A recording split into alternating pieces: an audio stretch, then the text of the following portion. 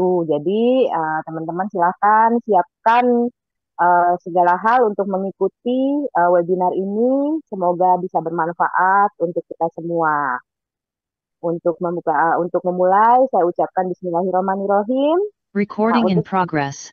selanjutnya, saya akan memperkenalkan Bapak Tendri Supriyatno sebagai founder dari CSCD Foundation. Seperti dilihat, Pak Tendri ini luar biasa lah sepak terjangnya ya.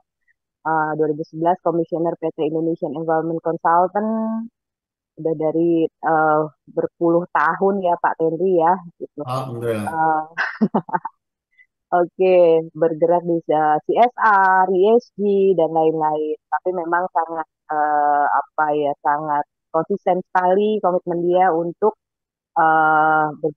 mengupayakan UMKM di Indonesia itu kuat dan terus berkembang. Oke, tanpa banyak panjang kata, saya persilakan Pak Tendri untuk membuka acara webinar hari ini. Waktunya kami persilahkan. Baik, Bismillahirrahmanirrahim. Assalamualaikum warahmatullahi wabarakatuh. Selamat pagi untuk rekan-rekan, sahabat semua, dan juga mitra-mitra kami di CFCD Foundation, juga para peserta award yang lalu, dan juga para kandidat-kandidat peserta ke depan. Ya. Dan hari ini kita ingin mencoba memberikan penjabaran yang lebih komprehensif tentang apa sih Bina Mitra UMKM ini dan apa kiprahnya nanti ke depan. Ya, ini akan dijabarkan nanti oleh beberapa pembicara berikutnya. Tapi secara umum, ya, secara garis besar, kita ingin terbina, ya, konsep pembinaan lebih efektif kepada UMKM. Jujurnya, dengan tidak bermaksud untuk mengkritik siapapun, ya bahwa komitmen kita untuk membina UMKM sebetulnya cukup besar. Nah, tetapi kemudian, apakah formatnya sudah benar? Apakah formatnya sudah yang terbaik? Itu barangkali yang mari kita diskusikan secara terus-menerus supaya ke depan akan menjadi lebih baik lagi. Ya karena sejujurnya yang membina UMKM itu kan banyak sekali. Perindustrian membina, perdagangan, UMKM-nya sendiri, kooperasinya sendiri, dan hampir semua departemen itu juga punya binaan UMKM-nya. Ya. Nah, membina UMKM. Tapi kemudian yang kita lihat adalah kayaknya perlu diakselerasi percepatannya supaya apa? Efektif dan supaya ikut berkontribusi pada tujuan pembangunan berkelanjutan. Ya, mengembangkan ekonomi, menyediakan tenaga kerja, ya dan selanjutnya. Nah itulah kira-kira. Kemudian berikutnya lagi saya juga ya kami pingin SMG Foundation punya mimpi bahwa UMKM kita itu terlibat secara intens dalam ekosistem supply chain internasional. Nah hari ini nanti akan berikutnya setelah saya akan dipresentasikan oleh rekan kami Pak Tengku yang sudah malang melintang ke mancanegara bagaimana mencari peluang-peluang untuk membawa UMKM kita go internasional. Nah, di dalam negeri pun kita juga ingin memperkuat dulu lebih dahulu sebelum betul-betul kita kurasi, kita ajak supaya mereka bisa melakukan uh, apa administrasi ekspor impor, ya kemudian apa namanya exhibition di luar negeri, ya paling enggak kan mulai apa barangkali juga nanti ya mungkin mungkin bercanda tetapi barangkali juga penting, ya apakah kita perlu kursus kilat bahasa Inggris ya untuk para UMKM kita supaya bisa presentasi di di luar negeri sana nanti ya. Nah ini kira-kira seperti itu. Tapi kalau itu sudah jadi nggak ada masalah ya alhamdulillah wa syukurillah. Nah jadi kira-kira itulah ya yang kita harapkan ke depan supaya pembinaan menjadi lebih efektif, lebih efisien, sehingga UMKM kita bisa ikut berperan di dalam tujuan pembangunan berkelanjutan dan menyediakan tenaga kerja dan mendukung persaingan apa namanya daya saing maksud saya daya saing ekonomi nasional kita. Next, nah ini kira-kira pendahuluan dari saya. Jadi kita pengen, saya ulangi ya, UMKM naik kelas, menjadi pemasok perusahaan, insya Allah. Karena begini, bahwa pembinaan secara konvensional, ya dengan membantu ini, membantu itu, membantu akses ke keuangan, melakukan training, itu juga bagus ya. Nah, tetapi ternyata kalau mau ekspor, kalau mau naik kelas, itu ternyata ya melalui konsep kemitraan dengan korporasi itu akan banyak memberikan banyak manfaat. Karena apa? Pada waktu UMKM engage dengan perusahaan besar, dia tidak hanya mendapatkan peluang-peluang, ya, tapi dia juga ada namanya cultural exchange, ya, budaya, budaya korporasi yang bertukar, ya, tukar-tukar menukar. Saya punya ponakan, dia kebetulan mitranya Astra, itu walaupun UMKM, tapi gaya bicaranya, budayanya, komitmennya untuk delivery time, ya, dan sebagainya, fairnessnya, itu udah kayak Astra aja tuh. Ini menarik jadinya. Jadi Astra ukuran kecil, ukuran miniatur. Ya, dia mitranya Astra. Tetapi kita belajar sebuah fenomena yang menarik. Di situ terjadi namanya uh, pertukaran budaya, akulturasi. Ya. Nah, bagaimana UMKM itu belajar dari manajemen stylenya, bicaranya, presentasinya, gesturnya, pabriknya bersih, dan sebagainya, sebagainya. Nah, belum lagi kita berbicara tentang peluang-peluang, ya. Peluang-peluang disediakan dulu. Jadi pernah ada sebuah adagium, sekali Anda mampu menjadi mitra di Astra, maka Anda akan bisa berkompetisi menjadi mitra di banyak perusahaan yang lain. Itu kira-kira seperti itu. Karena apa? Terstruktur, mungkin juga beberapa hal, ada rigidity di situ, ada standar prosedur yang mungkin agak sedikit rigid, tetapi dengan begitu itu adalah proses pembelajaran untuk UMKM. Nah, mohon maaf, ya, itu tidak terjadi pada waktu polanya hanya tanda petik sekedar ya memberikan bantuan-bantuan secara sporadik. Mungkin pendanaan, pelatihan, ya, dan mesin dan sebagainya. Nah, itu relatively lebih agak minimal, ya, apa engagementnya. Nah, tetapi pada waktu uh, sebuah UMKM itu betul-betul engage menjadi mitra di dalam supply chain, nah itu akan sangat berbeda, ya, karena dia tidak hanya melibatkan dokumentasi, apa namanya, timely delivery, ya, kedisiplinan, fair pricing, ya, professional attitude. Nah, itu semuanya itu ternyata diperoleh, ya, pada waktu sebuah UMKM itu menjadi pemasok perusahaan. Karena dia mau tidak mau harus meet the standard, harus ketemu dengan standar standar perusahaan di mana mereka menjadi mitranya. Ini sebetulnya upaya-upaya saya, upaya kami di CFCD Foundation itu bagaimana menjadikan UMKM itu menjadi bagian daripada supply chain, integrated supply chain, ekosistem supply chain, supaya memiliki capacity, ya, dan memiliki kemampuan dan experience untuk menjadi supplier kelas dunia. Bagaimana kita belajar dari Jepang, bagaimana UMKM-nya bekerja sama dengan perusahaan-perusahaan Sogo Sosai, dengan Mitsubishi, dengan Toyota dan sebagainya. Begitu juga kita belajar di Jerman, ya. Bagaimana perusahaan-perusahaan mobil-mobil supercar, ya, disuplai oleh UMKM-UMKM yang ada di sana. Dan memang juga ada hal yang mungkin agak sedikit berbeda. UMKM di Jerman itu banyak banget yang bertitel PhD. Doktor tuh banyak banget. Yang bikin mufflernya, muffler itu apa ya, knalpot, ya. Yang bikin knalpot yang Ferrari itu juga seorang doktor, ya. Nah, di kita dokter masih masih masih masih masih berada di sekitar kampus. Nah, kalau di Jerman dokter-dokter itu udah banyak, ya, menjadi pelaku pelaku UKM, sehingga sofistikasi produknya, budayanya dan sebagainya itu jauh lebih bagus. Nah, kita juga pengen ke sana nanti, ya, sehingga para cendekia itu tidak hanya kumpul di kampus, tetapi bagaimana mereka ikut berkontribusi dalam tujuan pembangunan ekonomi, ya. Itu kira-kira seperti itu mimpi-mimpi, mimpi deretan mimpi CFCD Foundation.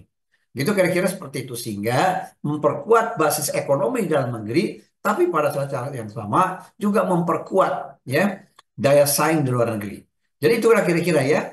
Jadi terminologi UMKM naik kelas itu kira-kira artinya dia juga berdaya saing dan menjadi bagian supply chain global ya, dan dalam dalam koridor namanya Indonesia Incorporated, dan spirit Indonesia Incorporated tadi sudah dibuktikan keberhasilannya oleh Japanese Incorporated, juga Cina, Taiwan udah mengikuti, ya Korea juga begitu. Bagaimana UMKM-nya itu mendukung ya, mensupport kegiatan-kegiatan big corporation di sana sehingga mereka berkolaborasi untuk menjadi lebih kompetitif di kancah internasional. Barangkali nanti ini eh, topiknya Pak Tengku ya, yang beliau lah ahlinya gitu ya.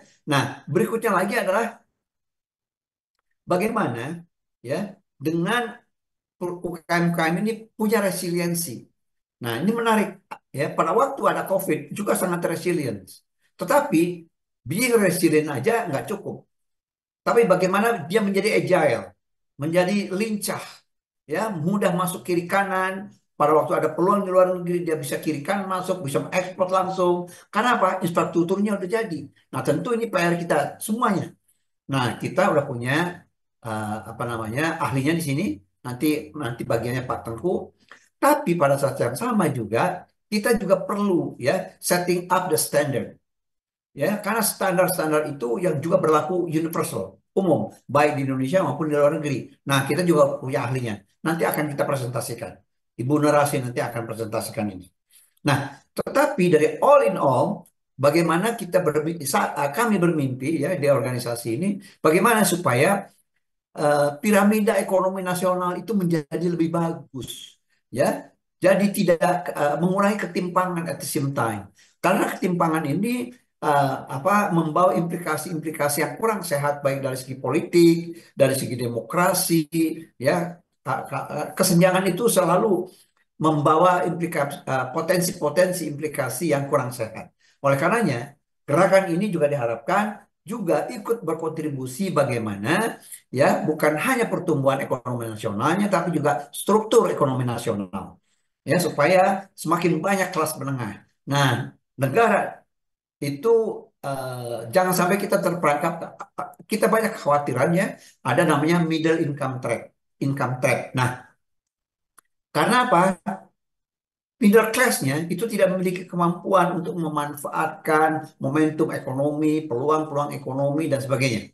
Dan padahal mereka lah sebetulnya orang yang betul punya daya beli yang real, punya punya spending power yang cukup bagus. Oleh karenanya kita juga pengen ke sana sekaligus juga apa namanya mendorong, menstimulasi entrepreneurship supaya apa struktur ekonomi nasional kita menjadi lebih baik. Karena apa? Entrepreneurship kita itu termasuk yang paling rendah di ASEAN, ya secara percentage. Nah, masih kebanyakan orientasi kita masih senang jadi pegawai negeri, mungkin juga dosen. Bayangkan kalau para PhD yang memiliki kapasiti untuk menguasai teknologi, ya memiliki kemampuan bahasa yang baik, ya bla bla bla dan sebagainya dengan keunggulan-keunggulan pribadi yang luar biasa, dia berkiprah di dunia IMKM, saya nggak kebayang. Ya, ukuran boleh kecil, tapi kompetitivenessnya itu tidak kalah dengan perusahaan-perusahaan besar. Karena apa? The scale is there, ya, the brain is there, the knowledge is there. Bayangkan. Nah, tapi itu hanya akan terjadi manakala ekonomik, secara ekonomi mereka mampu memberikan welfare pada para pelaku ekonominya. Nah, itu juga tantangan berikutnya buat kita. Barangkali itulah rangkaian tantangan, rangkaian keinginan, rangkaian mimpi ya ke depan. Kenapa Save City Foundation itu menginisiasi program semacam ini. Barangkali itu dari saya ya sebagai pembuka sekaligus juga menstimulasi ya apa namanya diskusi-diskusi kita lebih lanjut. Saya nggak tahu masih berapa menit lagi, panitia. 2 menit lagi, Pak. Oh, oke, ternyata saya bisa on time ya. Ya, Pak. Terima kasih Saya, banyak. saya suka diledekin ya, kadang-kadang suka bleber. Tapi ya itulah, ya kadang-kadang saya suka semangat sendiri aja ya. Karena begitu banyak yang saya inginkan, begitu banyak yang saya ingin impikan gitu ya. Ya tentu dengan dukungan kawan-kawan semuanya, ya dengan dukungan kawan-kawan semuanya, alhamdulillah ya. uh, dream ini kita dream bersama ya, supaya kita juga bisa membantu ya UMKM kita menjadi pemain-pemain bisnis yang tangguh. Nah, kemudian bayangkan ya, uh, untuk saya ya, mudah-mudahan kita sharing dengan yang lain. Kira-kira mudah-mudahan ya upaya kita ini mendapatkan ridho dari Allah, dari Tuhan Maha Esa. Ya, karena apa? Bayangkan, gerakan ini akan memberikan kemanfaatan yang luar biasa. Bukan hanya kepada UMKM-nya ansih, tetapi the family, keluarganya, tenaga kerjanya, ya family-nya, sanak saudaranya. Basically, ya memiliki multiplier ekonomi yang luar biasa, ya meningkatkan daya beli yang luar biasa juga. Jadi itulah kira-kira ya imajinasi kami, ya bukan hanya semata-mata, basically this is not a business, tapi sebuah movement, sebuah gerakan, ya sebuah gerakan bagaimana kita ikut menstimulasi ya pertumbuhan ekonomi nasional, ya stabilitas ekonomi, stabilitas politik, ya sehingga apa, negara kita betul-betul menjadi negara yang berjaya pada tahun 2045. Bagaimana kita menyongsong Indonesia emas? Kita nggak perlu kerata kritik kiri kanan, tapi marilah kita nyalakan lilin supaya terang, supaya bangsa ini diberikan berkah oleh Allah, oleh Tuhan kita, ya supaya mendapatkan kemajuan dan kita akan menjadi bangsa yang disegani dan berjaya di tataran kelas dunia. Barangkali Amin. itu ya sedikit mimpi-mimpi besar dari gerakan-gerakan kecil ini. Ya, gerakannya masih kecil, tapi ke depan insya Allah bisa menjadi gerakan besar. Bagaimana kita bisa menjadi mendunia gerakan ini. Barangkali itu harapan dari kami. Saya akhiri saja, wabillahi taufiq wal hidayah. Assalamualaikum warahmatullahi wabarakatuh. Selamat berseminar. Assalamualaikum. Terima kasih Bapak. Waalaikumsalam warahmatullahi wabarakatuh. Luar biasa sekali. Pasiennya masih berapi-api terus, Pak Tendri. Terima kasih. Oke, nah ini pembukaannya udah sangat menyala kayak gini ya. Rekan-rekan sekalian, nanti sambil diikuti webinarnya, kita akan ada sesi tanya jawab di akhir acara. Jadi silahkan disiapkan aja ini yang mau ditanyakan, poin-poinnya nanti bisa lewat chat atau bisa juga langsung disampaikan. Nanti kita atur apa tata caranya. Oke, terima kasih Pak Tendri. Uh, Luar Sama-sama. biasa. Kita akan lanjut ke sesi pertama dari narasumber kita yang sudah hadir, Ibu Nurasi Suwahyono. Oke, Ibu Nurasi Suwahyono ini sangat luar biasa ya. Ini kita ngomongin tentang regulasi dan lain-lain dengan beliau. Kita lihat keanggotaan pada organisasi profesi dan lembaga swadaya masyarakat. Riwayat pekerjaannya juga sudah tercantum, sudah panjang sekali. Di situ bisa dibaca education-nya Master of Librarianship New South Wales University di Sydney Australia, Fakultas Biologi UGM di University. Waduh Bu, dari biologi ke librarian Bu. Iya, Jadi tapi mengklasifikasikan. ngajarnya komunikasi data. Oh, siap-siap Ibu. Oke Ibu, uh, untuk selanjutnya Ibu udah siap Bu? Siap. Oke, Mbak Disti sudah siap ya? Kita lanjutkan aja teman-teman sekalian pemaparan dari Bu Nurasi. Kami persilakan. Terima kasih. Assalamualaikum warahmatullahi wabarakatuh. Yang Waalaikumsalam. Putri Ibu Winarti selaku di founder dari CFCD Foundation, kemudian juga yang terhormat Bapak Ibu peserta webinar Bina Mitra UMKM.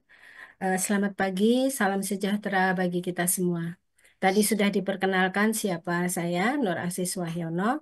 Kita akan langsung saja supaya nanti waktu diskusinya bisa lebih banyak ya. Next, Mbak. Materi saya ada 3, yaitu saya sebelumnya akan bicara dulu apa itu BSN, Mastan, serta SNI. Kemudian Bina SNI Bina UMK itu dari dasar hukumnya, manfaatnya, cara memperolehnya, dan tanda SNI Bina UMK serta penjelasannya di sini ada dua tanda ya, SNI Bina UMK dan ada tanda SNI yang cara perolehannya sangat berbeda. Kemudian juga yang terakhir adalah pembinaan dan fasilitasi serta sertifikasi SNI pada UMK. Kalau tadi Pak Tendri mengatakan UMKM naik kelas, di dalam hal penerapan standar, naik kelas itu dari penerapan tanda SNI Bina UMK menjadi tanda SNI. Ya, itu naik kelasnya dilihat dari sisi standar yang nanti akan bisa mendapatkan peluang, bisa menjadi supplier atau kontraktor dari suatu pemerintahan lembaga-lembaga pemerintah. Oke, next, Mbak. Nah, di sini saya akan jelaskan apa BSN fungsinya serta Mastan dan SNI. Ya, next, Mbak. Nah, BSN itu di mana adalah Mastan itu dibentuk awalnya oleh BSN, sementara tugas dan fungsi dari BSN menurut Undang-Undang Nomor 20 itu adalah merumuskan, kemudian menerapkan SNI. Kemudian setelah itu juga melakukan penilaian kesesuaian. Apa yang ada di dalam penilaian kesesuaian di situ adalah memberikan bimbingan serta akreditasi bagi lembaga sertifikasi, ya. Dan di salah satunya juga termasuk dalam tugas dan fungsinya memberikan bimbingan penerapan SNI bagi UMK. Itu salah satunya ya. Jadi ada membina lembaga sertifikasi dan juga membina penerapan SNI bagi UMK, itu salah satu fungsinya. Nah, kemudian Mastan. Mastan ini dideklarasikan pada tanggal 18 Desember 2003. Jadi usianya juga sudah cukup apa ya, di atas 10 tahun ya.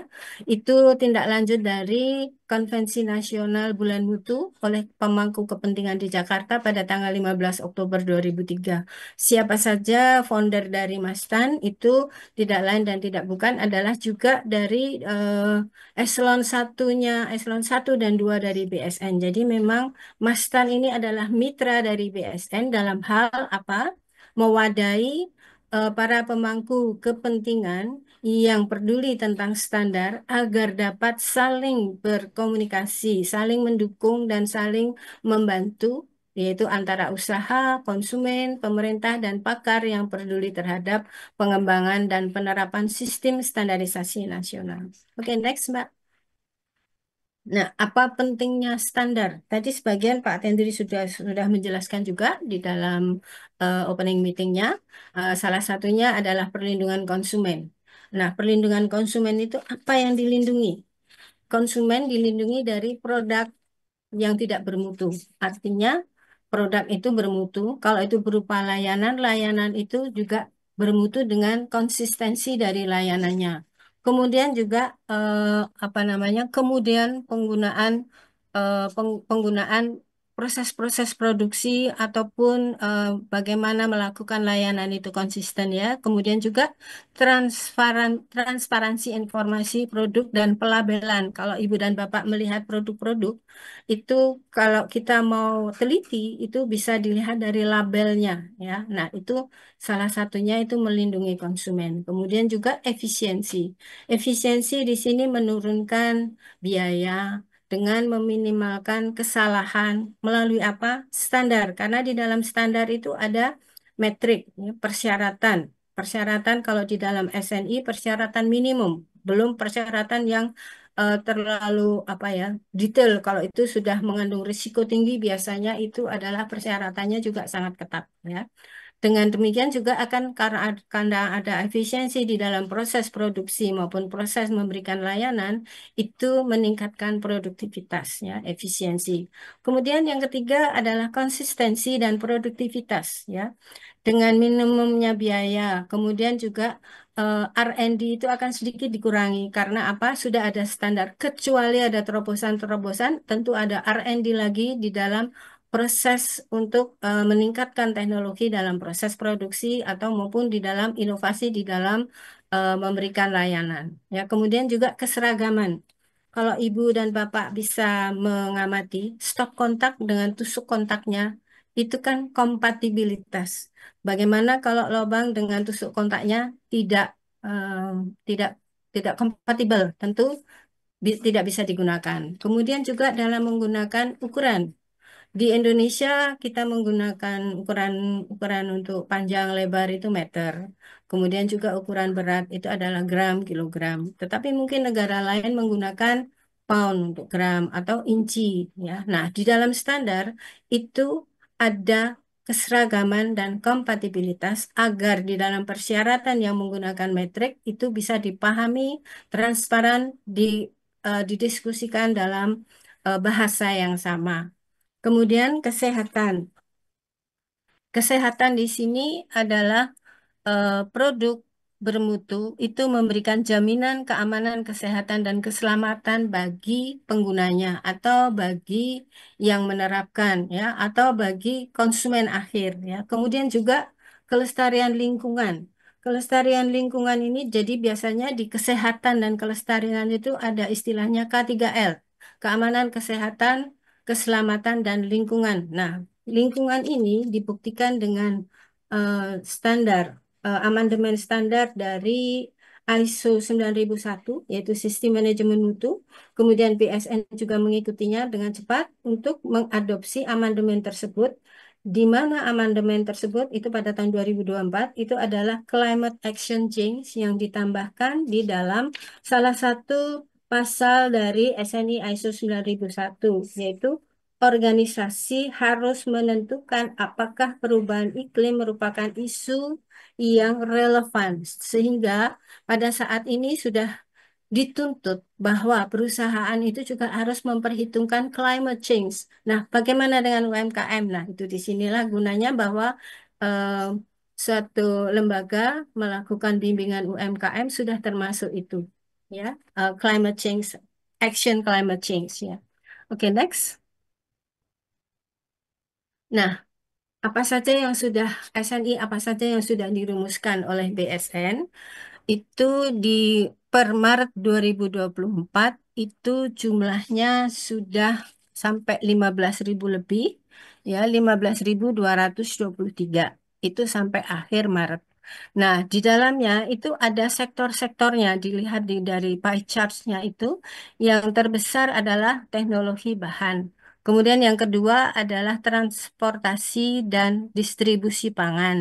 Itu ini yang ungu ya. Kemudian yang 22%-nya adalah pertanian dan teknologi pangan. Nah, UMKM itu kebanyakan bergerak di sini, Ibu dan Bapak, sehingga itu banyak bimbingan tentang makanan dan minuman yang bisa dikerjakan oleh di level UMKM. Kemudian yang paling sedikit adalah teknologi khusus. Ini mungkin adalah perkembangan dari nanoteknologi atau kemudian sudah sampai yang sel yang terkecil ya. Juga mungkin ada teknologi untuk DNA untuk pemulihan tanaman atau pemulihan hal-hal yang lain. Next, Mbak. Nah, SNI itu ada yang sukarela, ada yang diberlakukan wajib. Kalau diberlakukan wajib, itu setiap produsen yang memproduksi produk yang SNI-nya diberlakukan wajib, itu wajib memiliki SPPT SNI. Ya. Nah, di sini ada 15.223 yang ditetapkan, yang diberlakukan wajib itu adalah 306. Kemudian yang ini ada dua contoh ya, tapi kalau mau lihat berapa 306 itu apa saja bisa dilihat di link di atas itu ya, bsn.go.id ya. Itu 41,2%-nya ditetapkan oleh Kementerian Perindustrian. Kemudian 28,6 itu penetapan wajib oleh Kementerian ESDM. Kemudian mungkin beberapa ada dari Kementerian Lingkungan Hidup ya, ada mungkin juga dari Kementerian Pertanian. Oke, next. Nah, dasar hukum dari SNI Bina UMK yang dilaksanakan oleh BSN bekerja sama dengan Kementerian Investasi yang dulu BKPM, Kementerian Perindustrian, Perdagangan, dan Kemenkop UMK. Ya, next, Mbak. Nah, SNI Bina UMK adalah program yang dirancang oleh BSN untuk membantu UMK. ya, dalam menerapkan SNI. Program ini bertujuan untuk meningkatkan daya saing UMK melalui penerapan standar yang lebih mudah diakses dan dipahami oleh pelaku UMA. Kenapa UMK? Kenapa? Tadi seperti Pak Tendri bahwa UMK itu harus naik kelas. Bagaimana mereka berbicara, bagaimana mereka melakukan proses produksi, bagaimana mereka melakukan manajemen dari proses produksinya atau memberikan layanannya. Ya, dan ini dimulai oleh BSN sejak tahun 2022, ya. Dan sudah ada beberapa, mungkin jumlahnya ratusan ya, UMKM yang sudah dibina oleh BSN. Next. Nah, dasar hukumnya adalah eh, Undang-Undang Nomor 11 Tahun 2002 tentang hak cipta yang mungkin sudah ada perpunya. Kemudian ada di dalam lampiran undang-undang.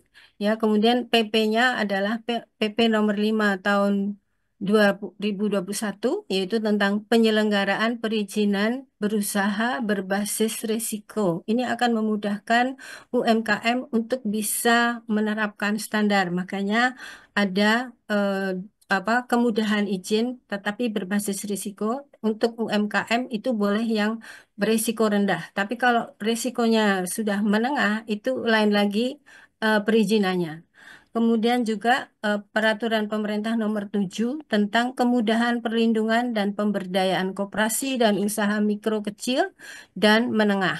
PP 7 tahun 2001 ya. Dan kemudian kalau untuk naik kelas di dalam penerapan standar, ini pembinaan penerapan SNI pada UMK berdasarkan Undang-Undang Nomor 20 itu standarisasi, ini adalah tupoksinya BSN. Oke, next. Nah, di sini apa yang tertera di dalam PP 7 yaitu eh, perizinan usaha UMKM dibagi berdasarkan risiko rendah, menengah, dan tinggi. Nah, yang boleh menggunakan SNI Bina UMK itu adalah eh, berisiko rendah, ya. Kemudian juga di sini ada tertulis NIB yang sekaligus perizinan tunggal untuk kegiatan usaha risiko rendah termasuk sertifikat halal dan SNI. Ini akan diberikan secara otomatis kalau sudah ketemu yang kalau memang betul-betul risiko rendah, ya. Kemudian pemerintah pusat dan atau pemerintah daerah akan ikut membina. Itu dasar peraturan dari SNI Bina UMK. Lanjut. Nah, untuk penetapan tingkat risiko kegiatan berusaha itu bisa dilihat di daftar dari klasifikasi baku lapangan usaha Indonesia atau KBLI yang bisa dilihat di OSS. Ini miliknya, ups,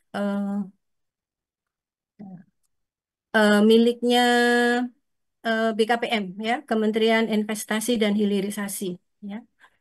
Saya tidak usah menjelaskan, nanti bisa dibaca sendiri apa itu KBLI ya. Di sana ada lengkap dengan sektor-sektor industrinya dan kemudian risiko-risiko yang di dalam daftarnya ada. Nanti perusahaan bisa, UMKM-nya bisa melihat di checklistnya di sana. Oke, next. Nah, manfaat dari SNI Bina UMK itu mendapatkan ya, ada 5, 1, 2, 3, 4, 5, 6 mendapatkan apa? Akses untuk menghasilkan produk ya. Pelatihan, mendapatkan pelatihan, kemudian mendapatkan materi panduan, kemudian mendapatkan bimbingan teknis, kemudian mendapatkan akses akses dalam program pembinaan. Ini naik kelas dari tanda SNI Bina UMK untuk menjadi produk ber-SNI ya. Itu beda levelnya. Kemudian mendapatkan konsultasi. Ada 6 mendapatkan. Itu manfaatnya SNI. Next. Nah, bagaimana caranya? Itu tadi buka di OSS ya. Itu di situ nanti Ibu dan Bapak akan dipandu. Kemudian yang kedua adalah pilih KBLI tadi.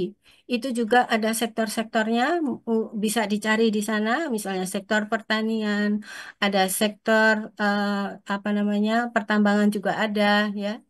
Kemudian dicari risiko rendah. Kalau risikonya memang rendah, itu berhak mendapatkan tanda SNI Bina UMK. Kemudian mengisi checklist untuk pernyataan mandiri bahwa produknya sudah diproses sesuai dengan persyaratan minimal dari SNI yang ada. Nah, kemudian terbit SNI sekaligus persetujuan ya Ibu dan Bapak menggunakan tanda SNI Bina UMK. Kemudian follow up-nya akan ada di BSN berdasarkan Undang-Undang 20 tadi, itu aktivasi akun Bina UMK. Saya sendiri tidak bisa mengakses kalau belum mempunyai akun ya. Dan di sini akan dibimbing untuk naik kelas untuk mendapatkan standar nasional Indonesia. Oke, next. Nah, bedanya apa? Ada dua ya Ibu dan Bapak. Di sini ada tanda SNI di bawahnya Bina UMK, kemudian ada SNI. Ini ada proses untuk naik kelasnya. Proses naik kelasnya itu apa? Setelah diperoleh secara otomatis di sini ya. Ini diberikan oleh Kepala BSN. Tetapi kalau SNI ini diberikan oleh lembaga sertifikasi yang sudah diakreditasi oleh CAN ya. Jadi eh, di sini cukup memberikan pernyataan mandiri. Itu semua proses dan formnya ada di oss.go.id ya. Oke, next.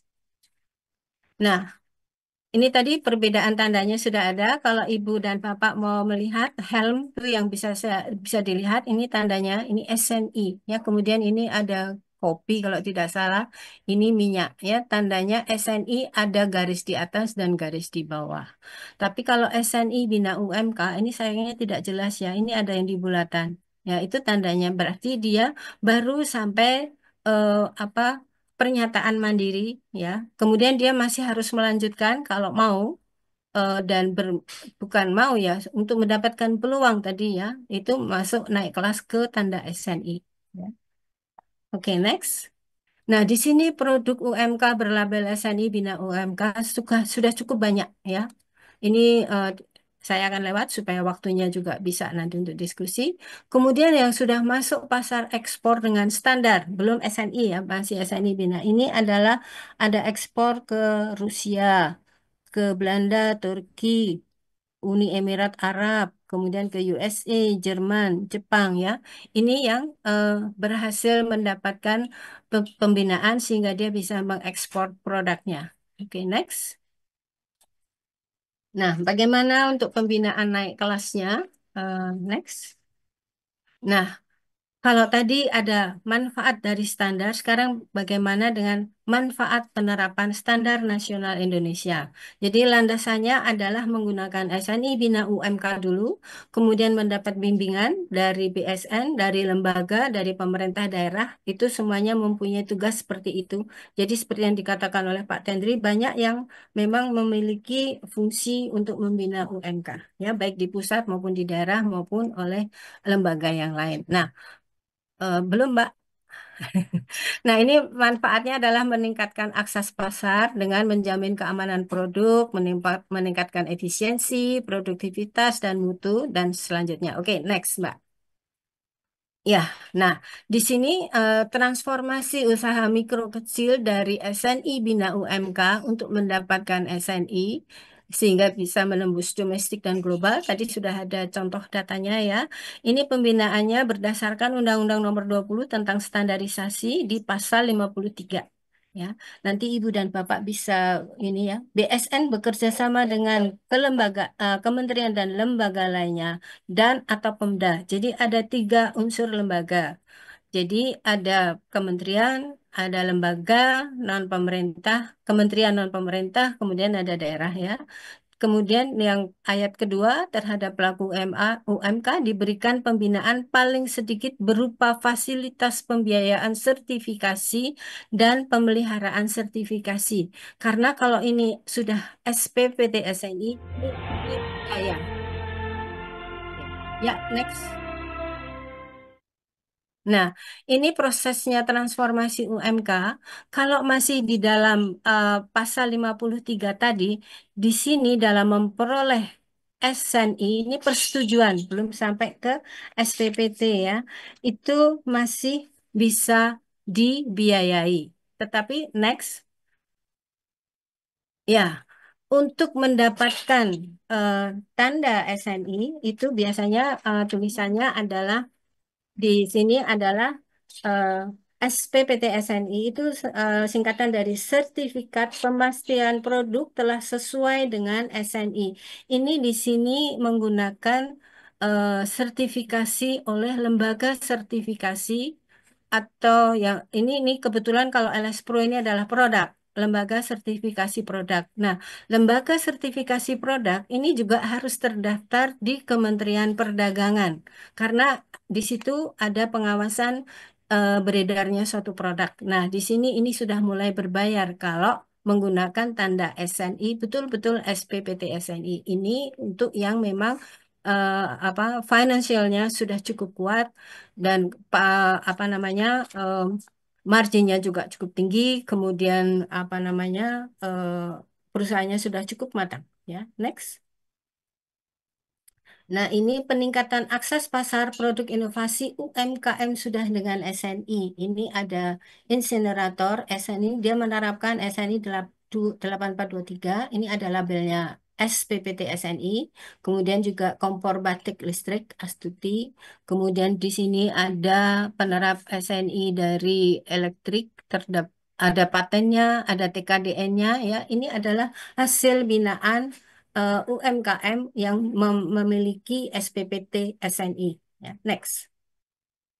Nah, di sini data-data yang ada, uh, data pembinaan SNI Bina UMK per November 2024, itu UMK binaan BSN menembus pasar global itu ada 22 UMK.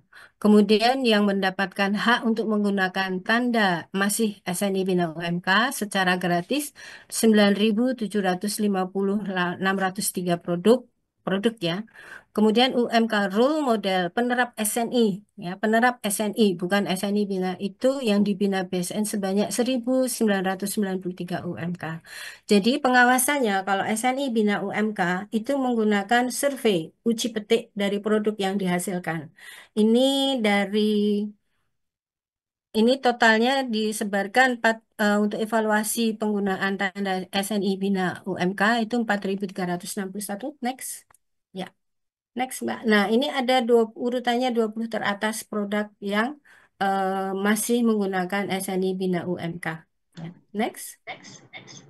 Nah, ini adalah alamat-alamat yang bisa diakses untuk mengetahui lebih dalam tentang pembinaan UMKM dalam hal penerapan standar baik SNI Bina UMK ataupun SPPT SNI. Next. Oke, terima kasih. Itu tadi sekedar penjelasan saya mengenai program SNI Bina UMK. Terima kasih. Oke, terima kasih Bu Nurati.